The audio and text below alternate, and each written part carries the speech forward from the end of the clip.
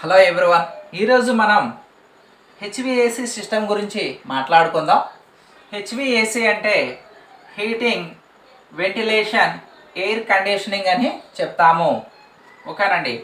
ఈ హెచ్విఏసి సిస్టమ్ని యూజ్ చేసి మన ఫార్మాస్యూటికల్ ఇండస్ట్రీలో క్లీన్ రూమ్స్లో మనకి కావాల్సినటువంటి టెంపరేచర్, ఎయిర్ ఫ్లో, రిలేటివ్ హ్యూమిడిటీని మనం ఈజీగా మెయింటైన్ చేయవచ్చు. అయితే ఈ హెచ్విఏసి సిస్టమ్ని మన ఫార్మాస్యూటికల్ ఇండస్ట్రీస్లోనే కాకుండా చాలా రకాలైనటువంటి ఇండస్ట్రీస్లోనూ, నెక్స్ట్ అదేవిధంగా కమర్షియలైజ్డ్ కాంప్లెక్స్లోనూ వీటిని యూజ్ చేయడం అనేది జరుగుతుంది. హెచ్విఏసి సిస్టమ్ వలన యూసేజ్ ఏ విధంగా ఏంటి అంటే, హోమ్ అండ్ కంఫర్టబుల్ అంటే ఒక పర్సన్ ఏదైనా వర్క్ చేయడానికి కావాల్సినటువంటి వాతావరణాన్ని ఈ హెచ్విఏసి సిస్టమ్ని యూజ్ చేసి మనం అందించవచ్చు. ఓకేనండి. నెక్స్ట్ అదేవిధంగా ఏదైనా ఒక క్లోజ్డ్ రూమ్లో ఏదైనా ఒక మెటీరియల్ కానీ తయారు చేస్తూ ఉన్నట్లయితే ఆ మెటీరియల్కి కావాల్సినటువంటి టెంపరేచర్ మరియు రిలేటివ్ హ్యూమిడిటీని ఈ హెచ్విఏసి సిస్టమ్ని యూజ్ చేసి మనం సప్లై చేయొచ్చు. ఓకేనండి. అయితే హెచ్విఏసి సిస్టమ్ అనేది మెయింటైన్ అవ్వాలి అంటే మనకి AHU అనేటటువంటి ఒక యూనిట్ కావాలి. AHU అంటే ఏమని చెప్తామంటే ఎయిర్ హ్యాండ్లింగ్ యూనిట్ అని చెప్తాము. ఈ ఎయిర్ హ్యాండ్లింగ్ యూనిట్ని కానీ చూసినట్లయితే ఒక ఎయిర్ హ్యాండ్లింగ్ యూనిట్ డిజైనింగ్ అనేది ఈ విధంగా ఉంటుందండి. ఓకేనండి. దీన్ని ఒక ఎయిర్ హ్యాండ్లింగ్ యూనిట్ క్యాబినెట్ అని చెప్తాము. దీంట్లో ఉండేటటువంటి ఫస్ట్ ఐటమ్స్ ఏంటి అంటే ఒక ఎయిర్ హ్యాండ్లింగ్ యూనిట్ క్యాబినెట్లో మనకి ఒక బ్లోయర్ ఉంటుంది. నెక్స్ట్ అదేవిధంగా ఒక హీటింగ్ కాయిల్ ఉంటుంది. అదేవిధంగా ఒక కూలింగ్ కాయిల్ ఉంటుంది. నెక్స్ట్ ఒక 10 మైక్రాన్ ఫిల్టర్ ఉంటుంది. నెక్స్ట్ దీంట్లోనే ఒక 5 మైక్రాన్ ఫిల్టర్ ఉంటుంది. ఒక HEPA ఫిల్టర్ ఉండడం అనేది జరుగుతుంది. ఈ HEPA ఫిల్టర్ యొక్క మైక్రాన్ సైజు ఎంత అంటే 0.3. ఓకేనండి. ఈ క్యాబినెట్కి అవుట్ సైడ్ కానీ చూసినట్లయితే ఇక్కడ ఒక డ్యాంపర్ ఉంటుంది. దీన్నే ఫ్రెష్ ఎయిర్ డ్యాంపర్ అని చెప్తాము. నెక్స్ట్ అదేవిధంగా ఈ ఫ్రెష్ ఎయిర్ డ్యాంపర్ ముందు మనకి ఒక ఫిల్టర్ ఉంటుంది. దీన్ని ఫ్రెష్ ఎయిర్ ఫిల్టర్ అని చెప్తాము. దీని మైక్రాన్ సైజ్ ఎంత అంటే 10 మైక్రాన్స్ అని చెప్తాము. నెక్స్ట్ అదేవిధంగా ఈ క్యాబినెట్కి మరొక వైపు రిటర్న్ ఎయిర్ డ్యాంపర్ ఉండడం అనేది జరుగుతూ ఉంటుంది. నెక్స్ట్ దీంతో పాటుగా ఈ క్యాబినెట్కి మరొక వైపు సప్లై ఎయిర్ డ్యాంపర్ ఉంటుంది. మరొక వైపు ఎగ్జాస్ట్ ఎయిర్ ఫిల్టర్ ఉంటుంది. 10 మైక్రాన్ ఫిల్టర్ అనేది ఉండడం అనేది జరుగుతుందండి. నెక్స్ట్ వన్, ఈ AHU యూనిట్లో హీటింగ్ కూలింగ్ కాయిల్స్ ఉంటాయని చెప్పేసి అన్నాం కదా. హీటింగ్ కూలింగ్ కాయిల్స్ని కానీ చూసినట్లయితే హీటింగ్ కాయిల్స్లో హీటింగ్ కోసము స్టీమ్ని యూజ్ చేయడం అనేది జరుగుతుంది. హీటింగ్ కాయిల్స్లో ఏం చేస్తామంటే స్టీమ్ని సప్లై చేస్తూ ఉంటాము. నెక్స్ట్ అదేవిధంగా కూలింగ్ కాయిల్స్లో కానీ చూసినట్లయితే కూలింగ్ కాయిల్స్లో బ్రెయిన్ని సర్క్యులేట్ చేస్తూ ఉంటామండి. ఈ ఎయిర్ హ్యాండ్లింగ్ యూనిట్ అనేది డిజైనింగ్ ఈ విధంగా ఉంటుంది. ఈ ఎయిర్ హ్యాండ్లింగ్ యూనిట్ని కానీ చూసినట్లయితే ఈ ఎయిర్ హ్యాండ్లింగ్ యూనిట్ యొక్క సప్లై ఎయిర్ అనేది మనకి కావాల్సినటువంటి ప్రాసెస్ ఏరియాలోకి ఈ విధంగా కనెక్ట్ చేయబడి ఉంటుంది. అంటే త్రూ AHU డెక్కల ద్వారా ఒక ఎయిర్ హ్యాండ్లింగ్ యూనిట్లో మనము జనరేట్ చేసేటటువంటి ప్యూరిఫైడ్ ఎయిర్ అనేది AHU డెక్కల గుండా మన ప్రాసెస్ ఏరియాలోకి సప్లై చేయబడుతుంది. ఈ సప్లై చేయబడేటటువంటి ఈ భాగాన్నే మనం సప్లై ఎయిర్ గ్రిల్స్ అని చెప్తామన్నమాట. ఇవి ఏదైనా రూమ్కి టాప్ సైడ్లో ఉండడం అనేది జరుగుతుంది, సప్లై ఎయిర్ గ్రిల్స్. ఓకే, ఒక రూమ్లోకి మనం ఎయిర్ని సప్లై చేసిన తర్వాత ఆ ఏరియా మొత్తం కూడా ఎయిర్ అనేది ఫుల్ ఫ్లెజ్డ్గా సప్లై అయిన తర్వాత అక్కడ నుంచి ఎయిర్ అనేది రిటర్న్ ఎయిర్ గ్రిల్స్ గుండా బయటికి పోవడం అనేది జరుగుతుంది. ఓకేనండి. ఇక్కడ ఈ రిటర్న్ ఎయిర్ గ్రిల్స్లో కూడా ఒక ఫిల్టర్ ఉంటుంది. ఈ ఫిల్టర్ యొక్క సైజ్ ఎంత అంటే 10 మైక్రాన్స్ అనమాట. నెక్స్ట్ దీన్ని ఈ రిటర్న్ ఎయిర్ అనేది మళ్ళీ బయటికి AHU డెక్కల గుండా బయటికి పోవడం అనేది జరుగుతూ ఉంటుంది. ఈ బయటికి పోయినటువంటి ఎయిర్ మళ్ళీ మనకి ఈ AHU యూనిట్ ఉంటుంది కదండి, AHU క్యాబినెట్ అని చెప్పేసి అన్నాం కదా, దీనికి మళ్ళీ ఈ పైనుంచి ఇక్కడ కనెక్ట్ చేయడం అనేది జరుగుతూ ఉంటుంది. ఓకేనండి. నెక్స్ట్ ఇది ఒక ప్రాసెస్ ఏరియాలోకి మనం కనెక్ట్ చేసినటువంటి ఏరియా అని చెప్పేసి అనుకున్నాం. నెక్స్ట్ కొన్ని ప్రాసెస్ ఏరియాల్లో మనకి డర్టీ ఏరియాస్ ఉంటాయి. ఎటువంటి ఏరియాస్ అంటే వాష్రూమ్స్ కానీ లేదా ఎక్కువగా సాల్వెంట్ హ్యాండిల్ చేసేటటువంటి రూమ్స్ని మనం డర్టీ ఏరియాస్ అని చెప్పేసుకోవచ్చు. ఈ డర్టీ ఏరియాస్లోకి సప్లై చేసినటువంటి ఎయిర్ అనేది మొత్తం కూడా రిటర్న్ ఎయిర్ గిల్స్ గుండా మళ్ళా కానీ AHU క్యాబినెట్లోకి వచ్చినట్లయితే ఇక్కడ కంటామినేషన్కి సోర్సెస్ ఉండేటటువంటి అవకాశం అనేది ఉంటుంది. సో దానికోసం మనం ఏం చేస్తారు అంటే ఎగ్జాస్ట్ మాడ్యూల్ అనేది ఒక దాన్ని ఏర్పాటు చేయడం అనేది జరుగుతుంది. ఎక్కడ అంటే కేవలం డర్టీ ఏరియాస్లో. ఇప్పుడు ఏం జరుగుతుంది, ఈ సప్లై ఎయిర్ గిల్స్ నుంచి ఎయిర్ని లోపలికి సప్లై చేస్తామని చెప్పేసి అన్నాం కదా. సప్లై చేసినటువంటి ఎయిర్లో కొంత భాగాన్ని ఎగ్జాస్ట్ మాడ్యూల్ గుండా బయటికి ఎన్విరాన్మెంట్లోకి వదలడం అనేది జరుగుతుంది. ఈ ఎగ్జాస్ట్ మాడ్యూల్లో కూడా ఒక బ్లోయర్ ఉంటుంది, ఒక 10 మైక్రాన్ ఫిల్టర్ ఉంటుంది. కొంత ఎయిర్ని ఇది ఏం చేస్తుందంటే బయటికి లాగుతూ ఉంటుంది. ఓకేనండి. ఇప్పుడు మనం ఎంత ఎయిర్ని ఇస్తాము, ఎంత ఎయిర్ లాస్ జరుగుతుంది, ఎంత ఎయిర్ అనేది తిరిగి రిటర్న్గా వస్తుంది అనేటటువంటి విషయం గురించి మాట్లాడుకున్నట్లయితే మనం ఏం చేసామంటే ఒక ఎయిర్ హ్యాండ్లింగ్ యూనిట్లో 5000 CFM cubic feet for minute అంటే ఎయిర్ వాల్యూమ్స్ని మనం క్యూబిక్ ఫీట్ ఫర్ మినిట్స్లో చెప్తాము.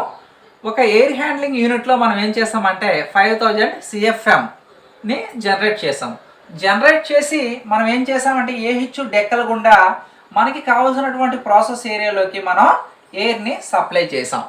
ఎయిర్ని సప్లై చేసేటప్పుడు ఈ ఎయిర్ని ఏ విధంగా సప్లై చేస్తామనేసి అంటే మన క్లీన్ రూమ్స్లో కానీ చూసినట్లయితే వేరు రూముల్లో వేరు డిఫరెన్షియల్ ప్రెజర్స్ని మెయింటైన్ చేస్తాము. ఎందుకు మెయింటైన్ చేయాలి అంటే క్రాస్ కంటామినేషన్ మరియు కంటామినేషన్ని అవాయిడ్ చేయడం కోసము డిఫరెన్షియల్ ప్రెజర్స్ని మనం మెయింటైన్ చేస్తాము. అంటే ఒక ఎంటైర్ క్లీన్ రూమ్ కానీ చూసినట్లయితే ఎంటైర్ క్లీన్ రూమ్లో ఒక రూమ్ అనేది హై ప్రెజర్ రూమ్ అయితే ఒక రూమ్ అనేది లో ప్రెజర్ రూమ్ అనేది ఉండడం అనేది జరుగుతూ ఉంటుంది అనమాట. అంటే అన్ని రూముల్లో కూడా యూనిఫామ్గా ప్రెజర్ అనేది ఉండదు, డిఫరెంట్గా ఉంటుంది. ఓకేనండి. ఇప్పుడు మనం ఏం చేస్తాము, 5000 CFMని జనరేట్ చేసి మనం వేరు రూముల్లోకి డిఫరెంట్ ఎయిర్ని సప్లై చేసాము.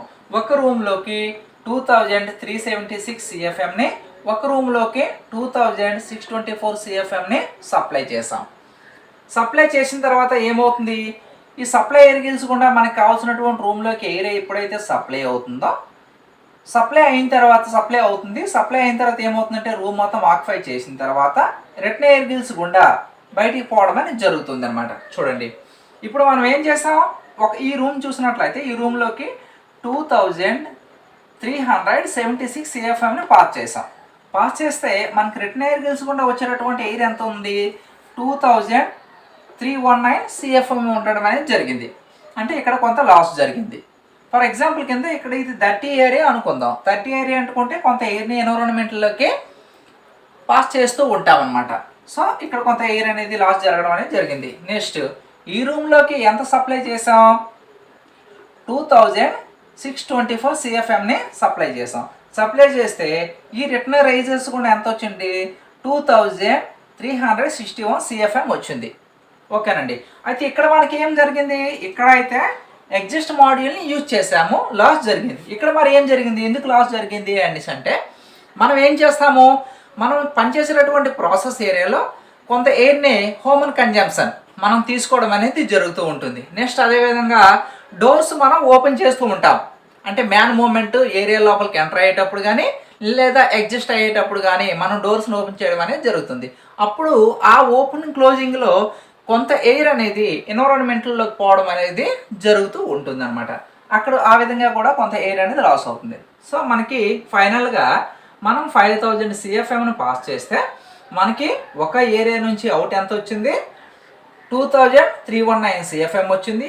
మరొక రూమ్ నుంచి 2361 CFM వచ్చింది. అంటే ఓవరాల్గా కానీ చూసినట్లయితే మనకి 4500 CFM వచ్చింది, cubic feet for minute.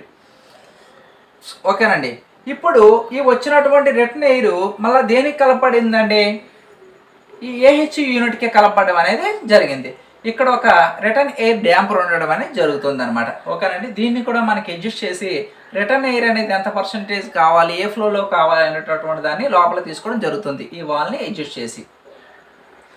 So ఇక్కడ మనం ఏమైంది, 5000ని జనరేట్ చేసాము, 4500 CFM అనేది మనకు వచ్చింది, లోపలికి రావడం అనేది జరిగిందండి.